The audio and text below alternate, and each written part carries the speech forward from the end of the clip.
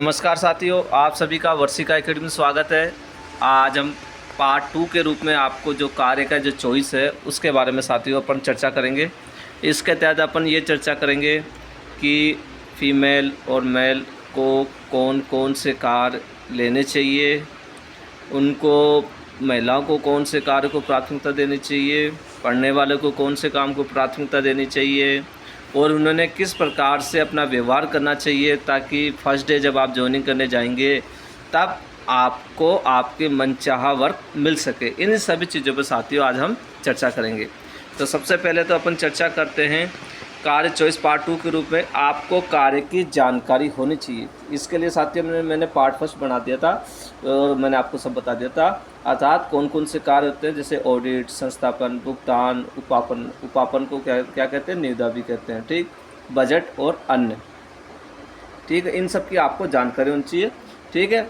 अब इसके अंदर अन्य में साथियों की ये जानकारी होनी चाहिए कि आपको ऑडिट में जाना है या सीट पर काम करना है, ठीक है। मान लो कोई ऑडिट का चॉइस करता है तो ये दो चीज़ें उनके माइंड में पहले से फिट होना चाहिए, मुझे क्या करना है। दूसरी बात है कार्यालय की प्रकृति की जानकारी। जैसे ही आपका वर्क ऑर्डर जारी होगा तो तब उस वक्त आपको उसके कार्यालय की जिसमें जहाँ पे आपका आया उसकी प्रकृति के बारे में जानकारी होनी चाहिए कि उसका किस प्रकार का काम है, ठीक है, ठीक है। जैसे कि मेडिकल डिपार्टमेंट का पता चल गया, वो मेडिकल संबंधी काम करेगा। पेंशन का तो जो भी रिटायर हो जाते हैं उनको पेंशन मिलती है, वो पेंशन का काम हो गया। शिक्षा विभाग की बात करेंगे तो टीचर वगैरह का कार्य होगा, ठीक है। SIPF का आप जानती हैं, ट्रेजी के अंदर जो सैलरी वगैरह मिलती है वो मिलेगा। PWD के अंदर जितने भी ये निर्माण कार्य होते हैं वो हो जाएगा। जल भवन के अंदर पानी संबंधी काम हो जाएगा। JDA के अंदर जैसे कि पट्टे वगैरह ऐसे काम होते हैं। नगर निगम में सभी तरह के कार्य होते हैं। इस प्रकार साथियों आपका जब भी आएगा तो उसके बारे में थोड़ी आपको जानकारी होनी चाहिए इन डिपार्टमेंट के बारे में। अब साथियों क्या है, जाने से पहले जानकारी, कहने का मतलब जैसे ही आपका वर्क ऑर्डर जारी हो गया तो सबसे पहले तो आप क्या करें, उस विभाग की वेबसाइट को ओपन करें और आप पहले तो और वहाँ से आप कुछ जानकारी रख लें पहले से जाने से पहले। दूसरा, आपका कोई परिचित ऐसा हो जो उस डिपार्टमेंट के बारे में कुछ जानता हो, उससे राय लेनी चाहिए। और कोई लेखाकर्मी कोई साथी है तो उससे भी आपको राय लेनी चाहिए। अब है जॉइनिंग आदेश में उल्लेखित शर्तों की भी आपको जानकारी होनी चाहिए। उसमें साथियों ये लिखा होगा कि आपको मेडिकल प्रमाण पत्र लेके जाना है, कोई अन्य प्रमाण पत्र भी मांगे जाएंगे वो भी आपको लेके जाने हैं, और संलग्न दस्तावेज जो आपने DB में किए थे उसका एक सेट तैयार रखना आपको, ठीक है। जॉइनिंग के लिए जब आप जाते हैं तो आपको एक एप्लीकेशन देनी होगी जिसमें लिखा होगा मध्याह्न पूर्व आप ज्वाइन कर रहे हैं या मध्याह्न पश्चात। ये शब्द ध्यान रखना साथियों। यदि आप 1:30 बजे से पहले कर रहे हैं तो मध्याह्न पूर्व की एप्लीकेशन दें, 1:30 बजे बाद कर रहे हैं तो मध्याह्न पश्चात की। यदि मध्याह्न पश्चात की एप्लीकेशन देते हैं तो उस दिन की आपको सैलरी नहीं मिलेगी, उसके अगले दिन से सैलरी मिलेगी साथियों, ठीक है। और रजिस्टर में साइन, ठीक है, ये सब आप ध्यान रखेंगे। अब आगे क्या करना है उस दिन साथियों, ये केवल उसी दिन का खेल है साथियों, आपको किस प्रकार से वर्क अलॉट होगा। उस दिन आपको शालीनता बनानी है, अनुशासनता रखनी है। आपकी ड्रेस तथा जींस टी-शर्ट ना पहने साथियों उस दिन, ठीक है। अब आपको उस दिन क्या करना साथियों, जब भी ऐसे ऑफिस में जाएं तो सबसे पहले तो आपको लेखा अधिकारी जो भी हैं अपने W1 W2 AO वहाँ हैं उनसे संपर्क करना चाहिए। उच्च अधिकारी अर्थात जो आपके FA हैं या जो भी होंगे उनसे आप एक बार उनसे मिलिए, ठीक है, और अपने बारे में वो पूछेंगे तो आप उनको बताना, ठीक है। वहाँ उनका जो भी PA मिलेगा उससे भी चर्चा करें और अन्य स्टाफ से व्यवहार बनाएं। थोड़ी देर देखो साथियों, थोड़ी सी देर का अगर आप संपर्क सही कर लेते हैं ना तो उसका आपको जो काम चाहते हैं वो अवश्य मिलेगा आपको, ठीक है। अब कार्य की चॉइस कैसे करेंगे साथियों, सामान्य तो साथियों क्या होता है कि संबंधित कार्यालय द्वारा अपनी आवश्यकता अनुसार आपको कार्य का आवंटन किया जाता है। कहने का मतलब पहले तो ये है कि आपसे चॉइस नहीं पूछी जाती है, ठीक है, वो अपने अनुसार देता है, ठीक है। और आपसे आपकी रुचि भी पूछी जाती है कि आपको किस काम में रुचि है। तो ये आप रुचि तभी बता पाओगे जब आपने पहले से ही उस काम के बारे में कंफर्म कर लिया है कि मुझे तो ऑडिट चाहिए या बजट चाहिए या पेमेंट चाहिए। तो ठीक है, जब पूछे तो आप बता सकते हैं सर मुझे जैसे कि पेमेंट चाहिए, मुझे ऑडिट चाहिए, मुझे संस्थापन चाहिए, जब पूछा जाए क्यों चाहिए तो आपको का जवाब भी होना चाहिए। जो संस्थापन ले रहे हैं तो इसलिए होना चाहिए कि साहब मैं नियम में पारंगत होना चाहता हूँ, इसलिए मैं लेना चाहता हूँ, मुझे RSR का मास्टरमाइंड बनना है। तो इस प्रकार आपको मन से या माइंड से कुछ भी उनको बता सकते हैं, ठीक है।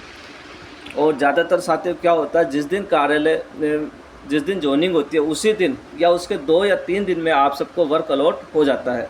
अब होता क्या साथियों, आप एक ऑफिस में अधिकांशतः 5 से 6 जूनियर अकाउंटेंट लगेंगे। आप 5 से 6 ही ये चाहते हैं कि मुझे पेमेंट की सीट मिल जाए या मुझे ऑडिट की सीट मिल जाए। तो ये साथियों ये उस वक्त जो आप उस दिन आपका व्यवहार, आपकी लाइजिंग, आप कैसे बोलते हैं, आपका पहनावा, ये सब क्या है कि नोटिस किया जाता है उस दिन, ठीक है। वहाँ के अधिकारी द्वारा, वहाँ के लेखा कर्मियों द्वारा फिर वहाँ का फीडबैक दिया जाता है कि सर ये मेरे को सही लग रहा है ये बंदा। तो उसके हिसाब से आपको और आपसे जब वार्तालाप भी की जाती है तो आपसे पूछा भी जाएगा लेखा कर्मियों द्वारा कि आप क्या करते हैं, पहले क्या कर रहे हैं, आप कहाँ रहते हैं, क्या करते हैं।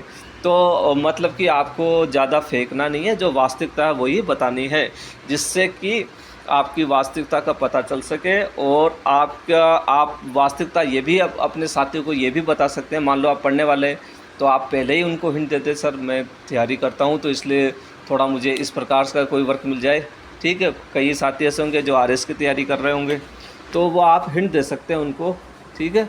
तो उससे क्या हो जाएगा कि आपके मन पसंदीदा वर्क आपको अलॉट किया जा सकता है। अगली चीज़ है साथियों, महिला और पुरुष। तो सबसे पहले यदि कम काम, आपको ये देखना है कि मुझे कम काम करना है तो आपको ऑडिट या बजट पकड़ना है, ठीक। कौन सा ऑडिट या बजट? आपको अधिक सीखना है तो आपको साथियों भुगतान और निविदा, ये 2 काम सीखने हैं। यदि आपको नाम कमाना है तो आपको निविदा और संस्थापन, ये 2 काम करने होंगे साथियों, ठीक है। तो अब आप समझ गए होंगे कि अब इसमें से आपको करना क्या है। आपको नाम कमाना है तो आपको टेंडर का और संस्थापन का हो जाएगा। संस्थापन में आप क्या हो जाओगे, आप RSR और GFR के मास्टरमाइंड हो जाएंगे साथियों। अब है साथियों, महिलाओं को प्राथमिकता ज़्यादातर तो साथियों रखनी चाहिए, जैसे कि ट्रेजरी में, पेंशन में, SIPF में, शिक्षा विभाग में, साक्षरता में, भाषा और संस्कृत विभाग में, कृषि विभाग में, इनमें ज़्यादा महिलाओं को प्राथमिकता रखनी चाहिए।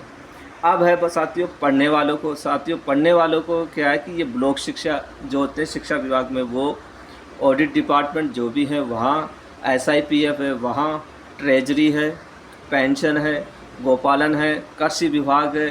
तो ऐसे जगह पढ़ने वाले को प्राथमिकता रखनी चाहिए ताकि वो मतलब कि उनको थोड़ा सा समय मिल सके और किसी प्रकार की कोई पाबंदी ना हो, ताकि वो आगे बढ़ सके अपने जीवन में।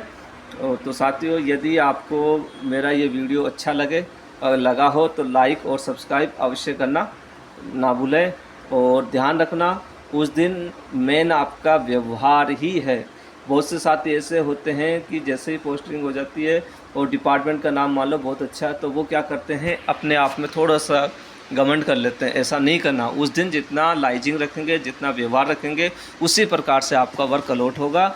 और आपके मन में अगर ऐसा हो कि पढ़ने के हिसाब से या वो हो, या आप मान लो आपसे गांव से पोस्टिंग हुई हो तो आप पहले ही बता दें, सर कि मैं क्या, जैसे मेरे गांव से यहाँ पोस्टिंग हो रही है, आने और जाने में मेरे को दिक्कत आएगी, तो कोई इस प्रकार से काम मिल जाए ताकि मेरे को बस पकड़ने में कोई दिक्कत ना हो। तो ये आप बता सकते हैं अपने लेखाधिकारी को, ठीक है। अपने साथियों को बता सकते हैं, आपकी फुल हेल्प करेंगे सभी साथी, ठीक है साथियों। यदि वीडियो अच्छे लगे तो लाइक और सब्सक्राइब अवश्य करें।